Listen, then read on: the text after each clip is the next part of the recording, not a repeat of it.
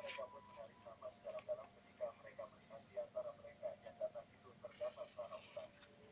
Sejenak kemudian, maka iring-iringan yang terdiri dari dua kelompok itu telah berkumpul di rumah Itu Mentuk Purbalingsa. Itu Mentuk dan Teja Prabawa telah menemui mereka di pendapa. Kegelisahan yang nampak telah memberikan kesan yang menggelisahkan. Apa yang terjadi? Bertanya Nyi Lurah Beranjana. Laras benar-benar telah hilang, jawab Itu Mentuk. Karena kakek datang kemari dengan keempat orang pengiring itu, berkata Teja Prabawa